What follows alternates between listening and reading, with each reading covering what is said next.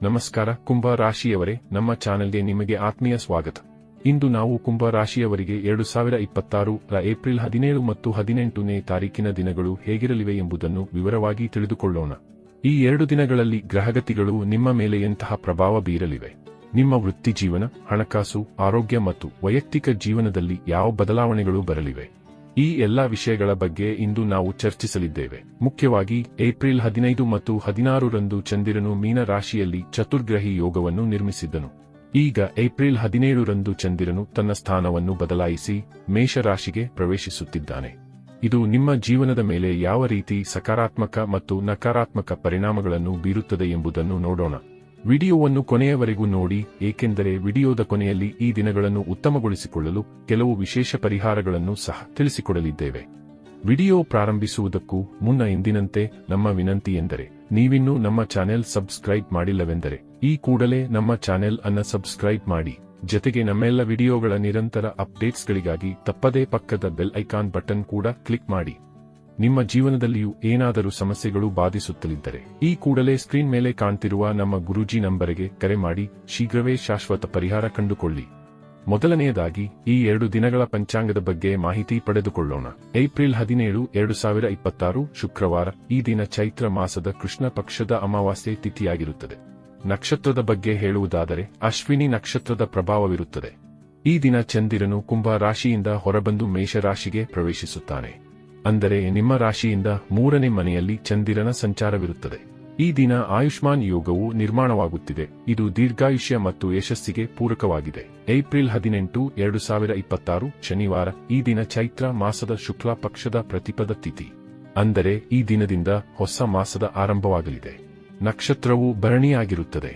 ಚಂದಿರನು ಮೇಷರಾಶಿಯಲ್ಲಿಯೇ ಮುಂದುವರಿಯುತ್ತಾನೆ. ಈ ದಿನ ಸೌಭಾಗ್ಯ ಯೋಗವಿರುತ್ತದೆ. ಇದು ಮಂಗಳಕರ ಕಾರ್ಯಗಳಿಗೆ ಅತ್ಯಂತ ಸೂಕ್ತವಾದ ಸಮಯವಾಗಿದೆ. ಕುಂಭ ರಾಶಿಯವರೇ, ಇದು ಈ 2 ದಿನಗಳ ಗ್ರಹ, ನಕ್ಷತ್ರ ಮತ್ತು ಯೋಗಗಳ ಕುರಿತಾಗಿರುವ ಮಾಹಿತಿಯಾಗಿದ್ದು, ಈ ಮಾಹಿತಿಯನ್ನೇ ಆಧರಿಸಿ ಈಗ ಈ ದಿನಗಳ ಕುಂಭ ರಾಶಿಯ ಫಲಗಳನ್ನು ನೋಡೋಣ. ಈ 2 ದಿನಗಳಲ್ಲಿ ಚಂದಿರನು ನಿಮ್ಮ ರಾಶಿಯಿಂದ 3ನೇ ಮನೆಯಲ್ಲಿ ಅಂದರೆ ಪರಾಕ್ರಮ ಭಾವದಲ್ಲಿ ಸಂಚರಿಸುತ್ತಾನೆ. ಕಳೆದ 2 ದಿನಗಳಲ್ಲಿ ಮೀನ ರಾಶಿಯಲ್ಲಿದ್ದ ಚತುರ್ಗ್ರಹಿ ಯೋಗವು ಅಂದರೆ ಶನಿ, ಮಂಗಳ, ಬುಧ ಮತ್ತು ಚಂದಿರ ಯುತಿ ಉಂಟಾಗಿದ್ದು ಈಗ ಸ್ವಲ್ಪ ಬದಲಾಗಿದ್ದು ನಿಮ್ಮಲ್ಲಿ ಹೊಸ ಹುರುಪು ಕಂಡುಬರಲಿದೆ. 3ನೇ ಮನೆಯ ಚಂದಿರನು ನಿಮಗೆ ಅದ್ಭುತವಾದ ಧೈರ್ಯ ಮತ್ತು ಆತ್ಮವಿಶ್ವಾಸವನ್ನು ನೀಡುತ್ತಾನೆ. ನೀವು ಯಾವುದೇ ಕೆಲಸವನ್ನು ಕೈಗೆತ್ತಿಕೊಂಡರೂ ಅದನ್ನು ಪೂರ್ಣಗೊಳಿಸುವ ಛಲ ನಿಮ್ಮಲ್ಲಿರುತ್ತದೆ.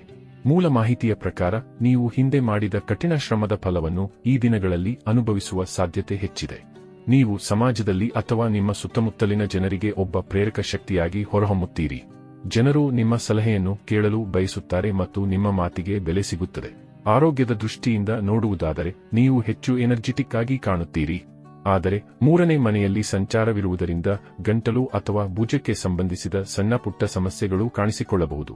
ಚತುರ್ಗ್ರಹಿ ಯೋಗದ ಪ್ರಭಾವವು ಪೂರ್ಣವಾಗಿ ಮುಗಿದಿಲ್ಲದ ಕಾರಣ ಅಜೀರ್ಣ ಅಥವಾ ಹೊಟ್ಟೆಗೆ ಸಂಬಂಧಿಸಿದ ಸಮಸ್ಯೆಗಳ ಬಗ್ಗೆ ಜಾಗ್ರತೆ ವಹಿಸಿ. ನಿಮ್ಮ ಮಾನಸಿಕ ಆರೋಗ್ಯದ ಬಗ್ಗೆ ಹೇಳುವುದಾದರೆ ಮೂಡ್ ಸ್ವಿಂಗ್ಸ್ ಅಥವಾ ಹಠಾತ್ ಕೋಪ ಬರುವ ಸಾಧ್ಯತೆ ಇರುತ್ತದೆ. ಇದನ್ನು ನಿಯಂತ್ರಿಸಲು ಧ್ಯಾನ ಅಥವಾ ಯೋಗ ಮಾಡುವುದು ಉತ್ತಮ. ಮೂಲ ಮಾಹಿತಿಯಲ್ಲಿ ತಿಳಿಸಿರುವಂತೆ ನೀವು ಇತರರಿಗೆ ಪ್ರೇರಣೆಯಾಗುವ ರೀತಿಯಲ್ಲಿ ನಿಮ್ಮನ್ನು ನೀವು ಸಕಾರಾತ್ಮಕವಾಗಿ ಇಟ್ಟುಕೊಳ್ಳಿ. ಉದ್ಯೋಗಸ್ಥರಿಗೆ ಈ 2 ದಿನಗಳು ಬಹಳ ಪ್ರಗತಿಪರವಾಗಿರುತ್ತದೆ. ನಿಮ್ಮ ಕೆಲಸದ ಸ್ಥಳದಲ್ಲಿ ಮೇಲಧಿಕಾರಿಗಳಿಂದ ಪ್ರಶಂಸೆ ಲಭಿಸಬಹುದು. ಚಂದಿರನ ತೃತೀಯ ಭಾವದ ಸಂಚಾರವು ನಿಮ್ಮ ಸಂವಹನ ಕಲೆಯನ್ನು ಉತ್ತಮಗೊಳಿಸುತ್ತದೆ. ಇದರಿಂದಾಗಿ ಕಠಿಣ ಕೆಲಸಗಳನ್ನು ಸಹ ಸುಲಭವಾಗಿ ನಿಭಾಯಿಸುತ್ತೀರಿ. ವ್ಯವಹಾರ ಮಾಡುವವರಿಗೆ ಈ ಸಮಯವು ಲಾಭದಾಯಕವಾಗಿದೆ. ಹೂಡಿಕೆ ಮಾಡಲು ಅಥವಾ ಹೊಸ ಯೋಜನೆಗಳನ್ನು ಪ್ರಾರಂಭಿಸಲು ಏಪ್ರಿಲ್ 18ರ ಸೌಭಾಗ್ಯ ಯೋಗವು ಬಹಳ ಒಳ್ಳೆಯದು. ಹಳೆಯ ಬಾಕಿ ಉಳಿದಿರುವ ಕೆಲಸಗಳು ಈ ದಿನಗಳಲ್ಲಿ ಪೂರ್ಣಗೊಳ್ಳಲಿವೆ. ಕೇವಲ ಅದೃಷ್ಟದ ಮೇಲೆ ಅವಲಂಬಿತರಾಗದೆ ನಿಮ್ಮ ಶ್ರಮವನ್ನು ನಂಬಿ ಎಂಬ ಮೂಲಮಂತ್ರವನ್ನು ನೆನಪಿನಲ್ಲಿಡಿ. ಏಕೆಂದರೆ ನಿಮ್ಮ ಶ್ರಮ ಮತ್ತು ಅದೃಷ್ಟ 2 ಸೇರಿದಾಗ ಮಾತ್ರ ದೊಡ್ಡ ಯಶಸ್ಸು ಸಿಗಲು ಸಾಧ್ಯ.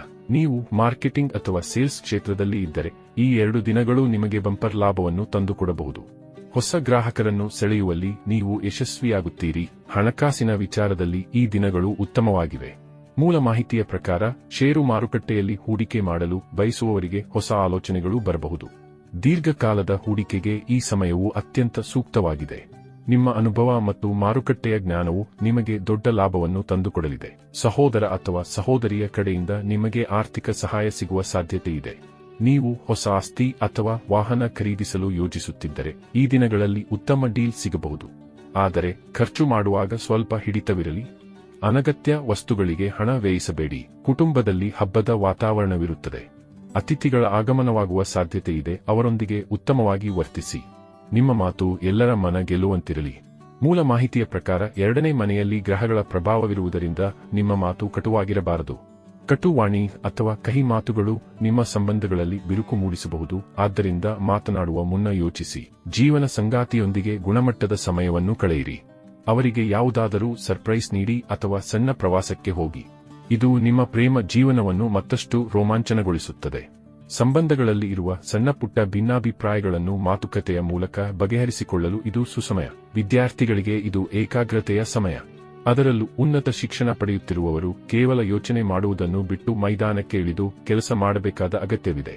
ಅಂದರೆ ಪ್ರಾಯೋಗಿಕವಾಗಿ ಅಭ್ಯಾಸ ಮಾಡುವುದು ನಿಮಗೆ ಹೆಚ್ಚು ಪ್ರಯೋಜನಕಾರಿ. ಹೊಸ ವಿಷಯಗಳನ್ನು ಕಲಿಯಲು ಆಸಕ್ತಿ ತೋರುತ್ತೀರಿ. ಸ್ಪರ್ಧಾತ್ಮಕ ಪರೀಕ್ಷೆಗಳಿಗೆ ಸಿದ್ಧತೆ ನಡೆಸುತ್ತಿರುವವರು ಈ 2 ದಿನಗಳಲ್ಲಿ ತಮ್ಮ ಅಧ್ಯಯನದಲ್ಲಿ ಉತ್ತಮ ವೇಗವನ್ನು ಪಡೆದುಕೊಳ್ಳುತ್ತಾರೆ. ಕುಂಭ ರಾಶಿಯವರೇ, ಈ 2 ದಿನಗಳು ನಿಮಗೆ ಬಹಳಷ್ಟು ಅವಕಾಶಗಳನ್ನು ತರಲಿವೆ. ಆದರೆ ಆ ಅವಕಾಶಗಳನ್ನು ಬಳಸಿಕೊಳ್ಳುವುದು ನಿಮ್ಮ ಕೈಯಲ್ಲಿದೆ. ಕೈ ಕಟ್ಟಿ ಕುಳಿತರೆ ಅದೃಷ್ಟವು ಒಲಿಯುವುದಿಲ್ಲ ಎಂಬುದನ್ನು ನೆನಪಿಡಿ. ಇನ್ನು ಈ ವಿಶೇಷ ದಿನಗಳಂದು ನೀವು ಮಾಡಿಕೊಳ್ಳಬಹುದಾದ ಕೆಲವು ವಿಶೇಷ ಪರಿಹಾರಗಳು: ಶುಕ್ರವಾರದಂದು ಲಕ್ಷ್ಮೀ ದೇವಿಯ ಆರಾಧನೆ ಮಾಡಿ ಮತ್ತು ದೇವಸ್ಥಾನಕ್ಕೆ ಭೇಟಿ ನೀಡಿ. ಶನಿವಾರದಂದು ಶನಿದೇವರ ದೇವಸ್ಥಾನಕ್ಕೆ ಹೋಗಿ ಸಾಸಿವೆ ಎಣ್ಣೆಯ ದೀಪವನ್ನು ಹಚ್ಚಿ ಅಸಹಾಯಕರಿಗೆ ಅಥವಾ ಬಡವರಿಗೆ ಅನ್ನದಾನ ಮಾಡಿ. ಇದರಿಂದ ನಿಮ್ಮ ಗ್ರಹದೋಷಗಳು ನಿವಾರಣೆಯಾಗುತ್ತವೆ. ಕುಂಭರಾಶಿಯವರೇ, ಈ ವಿಡಿಯೋ ನಿಮಗೆ ಇಷ್ಟವಾದಲ್ಲಿ ಲೈಕ್ ಮಾಡಿ, ನಿಮ್ಮ ಸ್ನೇಹಿತರೊಂದಿಗೆ ಹಂಚಿಕೊಳ್ಳಿ ಮತ್ತು ನಮ್ಮ ಚಾನೆಲ್ ಅನ್ನು ಸಬ್ಸ್ಕ್ರೈಬ್ ಮಾಡಲು ಮರೆಯಬೇಡಿ. ಬೆಲ್ ಐಕಾನ್ ಒತ್ತಿ ನಮ್ಮ ಮುಂದಿನ ಎಲ್ಲಾ ವಿಡಿಯೋಗಳ ಅಪ್ಡೇಟ್ ಪಡೆಯಿರಿ. ಶುಭವಾಗಲಿ. ಧನ್ಯವಾದಗಳು.